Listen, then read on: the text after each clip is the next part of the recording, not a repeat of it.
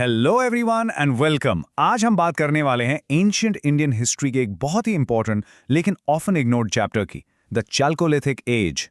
ये एक तरह से हड़प्पन सिविलाइजेशन की कहानी का वो मिसिंग पीस है। तो चलिए इस पजल को सॉल्व करना शुरू करते हैं। तो सबसे पहले एक सिंपल सा सवाल। हम सब ने हड़प्पन सिविलाइजेशन के बारे में पढ़ा है, उनके बड़े बड़े शहरों के बारे में, लेकिन कभी सोचा है कि जब हड़प्पन्स थे, उनके पहले और उनके बाद बाकी इंडिया में क्या हो रहा था? कौन लोग थे? इन्हीं सवालों का जवाब आज हम ढूंढेंगे। यह है आज का हमारा रोड मैप। हम बिल्कुल स्टेप बाय स्टेप चलेंगे। पहले समझेंगे कि ये चालकोलिथिक एज आखिर है क्या, फिर देखेंगे इसकी इंपॉर्टेंट कल्चर्स, उनकी लाइफ, सोसाइटी और फाइनली हड़प्पन से इनका क्या कनेक्शन था और ये खत्म कैसे हुए। चलिए शुरू करते हैं। ओके, तो section 1, the stone copper as.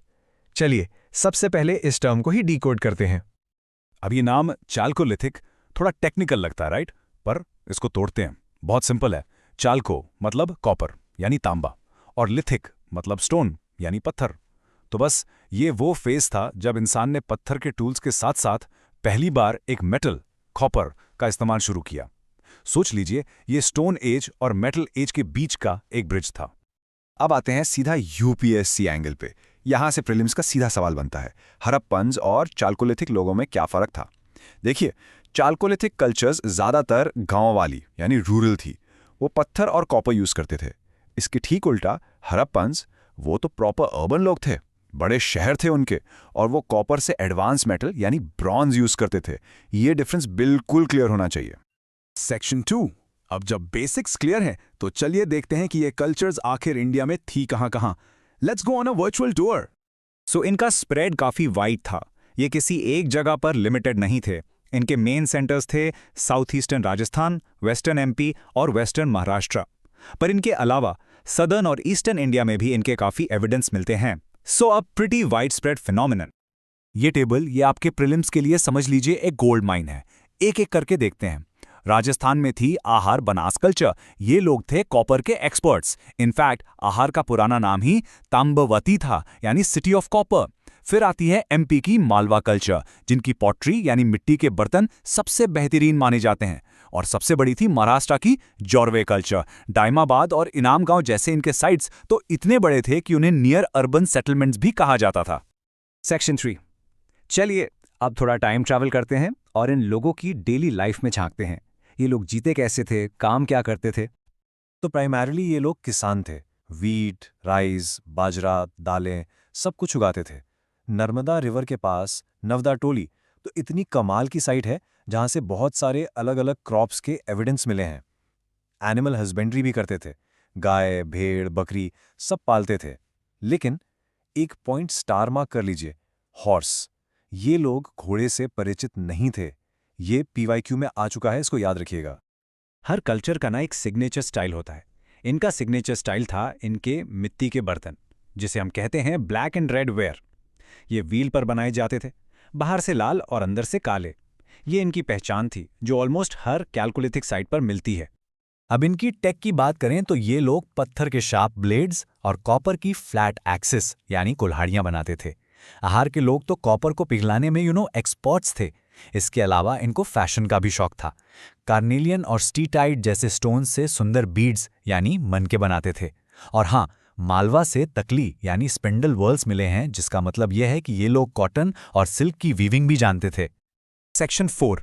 Okay, सो हमने उनका कामकाज देख लिया। अब थोड़ा और डीप जाते हैं। उनकी सोसाइटी कैसी थी, उनके बिलीव्स क्या थे? तो हमें एविडेंस क्या मिलता है? इनाम गांव जैसे साइट से मिट्टी की बनी औरतों की मूर्तियां मिली हैं।